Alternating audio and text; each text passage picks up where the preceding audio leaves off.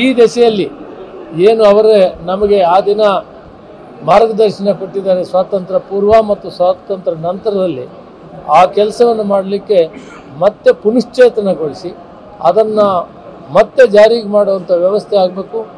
ಅವರ ಏನು ಕನಸಿತ್ತು ಅದನ್ನು ನನಸು ಮಾಡುವಂಥ ಕಾರ್ಯಕ್ರಮ ಇವತ್ತು ಕರ್ನಾಟಕ ಸರ್ಕಾರ, ವಿಶೇಷವಾಗಿ ಮಾನ್ಯ ಮುಖ್ಯಮಂತ್ರಿಗಳು ಮತ್ತು ಪ್ರದೇಶ ಕಾಂಗ್ರೆಸ್ ಸಮಿತಿ ಅಧ್ಯಕ್ಷ ಡಿ ಕೆ ಶಿವಕುಮಾರ್ ಅವರ ನೇತೃತ್ವದಲ್ಲಿ ನಾವೆಲ್ಲರೂ ಕೂಡ ಏರ್ಪಾಟ್ ಮಾಡಿ ಒಬ್ಬೊಬ್ಬರು ಒಂದೊಂದು ಜವಾಬ್ದಾರಿ ತೆಗೆದುಕೊಂಡು ಕೆಲಸ ಮಾಡ್ತಾಯಿದ್ದಾರೆ. ಟ್ರಾನ್ಸ್ಪೋರ್ಟ್ ಒಬ್ಬರಿದ್ದಾರೆ ಮತ್ತು ರಿಸೆಪ್ಷನ್ ಕಮಿಟಿ ಡಾಕ್ಟರ್ ಪರಮೇಶ್ವರ್ ಇದಾಗೆ 10 ಕಮಿಟಿ ಮಾಡಿಕೊಂಡಿದ್ವಿ. ನನಗೊಂದು ಜವಾಬ್ದಾರಿ ಫುಡ್ ಮಿನಿಸ್ಟರ್ ಆಗಿದ್ದಕ್ಕೆ ಈ ಊಟದ ವ್ಯವಸ್ಥೆ ಮಾಡಿಕೊಳ್ಳಿ ಅಂತ ಹೇಳಿದ್ದಾರೆ. ಬಂದಂಥ ಜನ ಸುಮಾರು ಲಕ್ಷಾಂತರ ಜನ ಬರ್ತಾರೆ. ಯಾವ ರೀತಿ ವ್ಯವಸ್ಥೆ ಮಾಡಬೇಕು ಅಂತೇಳಿ ಎಲ್ಲಿ ಟ್ರಕ್ಗಳು, ಬಸ್ಸುಗಳು, ಕಾರುಗಳು ನಿಲ್ಲಿಸ್ತಾರೆ, ಟ್ರಾಫಿಕ್ ಅವ್ರನ್ನ ಕೇಳಿದ್ದೀನಿ. ಆಯಾ ಸ್ಥಳಗಳಲ್ಲಿ ಅಲ್ಲೇ ಪೆಂಡಾಲ್ ಹಾಕಿ ಅವರೆಲ್ಲರಿಗೂ ಊಟದ ವ್ಯವಸ್ಥೆ ಮಾಡಬೇಕು ಅಂತ ನನಗೆ ಪ್ರದೇಶ ಕಾಂಗ್ರೆಸ್ ಸಮಿತಿ ಅಧ್ಯಕ್ಷರ ಆದೇಶ ಮಾಡಿದ್ದಾರೆ. ಆ ಕೆಲಸ ಮಾಡೋಕ್ಕೆ ಒಂದು ಕಮಿಟಿ ಕೊಟ್ಟಿದ್ದಾರೆ. ನಾವೆಲ್ಲ ಸೇರಿ ಬಂದವರಿಗೆ ಊಟ ಉಪಹಾರ ಕೊಡ್ತೀವಿ.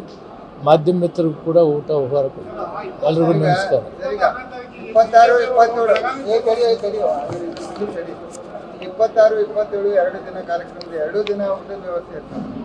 26 ಮಧ್ಯಾಹ್ನದ ಮೇಲೆ ಇರ್ತದೆ, 27 ಪೂರ್ತಿ ದಿನ ಇರ್ತದೆ.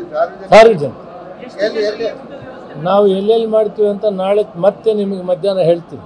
ಪಾಯಿಂಟ್ಸ್ ಎಷ್ಟು, ಒಂದು 5 ರಿಂದ 6 ಪಾಯಿಂಟ್ ಮಾಡ್ತೀವಿ.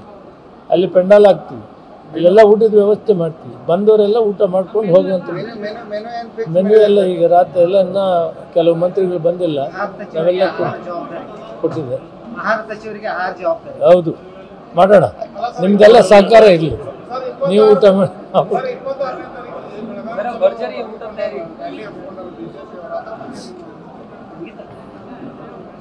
ರಾಜಕೀಯವಾಗಿ ಇಂಥ ಸಂದರ್ಭದಲ್ಲಿ ಅವರು ಮಾಡೋದು ಸರಿ ಇಲ್ಲ. ಬೇಕಾದಷ್ಟು ಸಂದರ್ಭಗಳಲ್ಲಿ ಮಾಡ್ಬೋದು. ಚಳುವಳಿ ಸ್ವತಂತ್ರ ಹಕ್ಕು, ಫಂಡಮೆಂಟಲ್ ರೈಟು, ಹೋರಾಟ ಮಾಡ್ಬೋದು. ಸಮಯ ಸಂದರ್ಭ ಕೂಡ ಯೋಚನೆ ಮಾಡಿ ಜನ ಒಪ್ಪಬೇಕಲ್ಲ ಅವ್ರನ್ನ. ಅವ್ರು ಈ ಒಂದು ಸಂದರ್ಭದಲ್ಲಿ ಒಂದು 100 ವರ್ಷದ ಇತಿಹಾಸವನ್ನು ಇವತ್ತು ಬೆಳಗಾಂನಲ್ಲಿ ನಾವು ಈ ಕಾರ್ಯಕ್ರಮ ಮಾಡಿ ದೇಶಕ್ಕೆ ಸಂದೇಶವನ್ನು ಕೊಡಬೇಕಂತ ಕಾಂಗ್ರೆಸ್ ಪಾರ್ಟಿ ತೀರ್ಮಾನ ಮಾಡಿದರೆ ಅದರ ಮಧ್ಯದಲ್ಲಿ ಗೊಂದಲ ಮಾಡುವಂಥದ್ದು ಉಚಿತವಲ್ಲ. ಹೋರಾಟ ಮಾಡೋದಕ್ಕೆ ಯಾರು ಅಡ್ಡ ಇಲ್ಲ, ಆದರೆ ಸಂದರ್ಭ ನೋಡ್ಕೋಬೇಕು ಅಂತ ಅಷ್ಟೇ ನನ್ನ ಅಭಿಪ್ರಾಯ.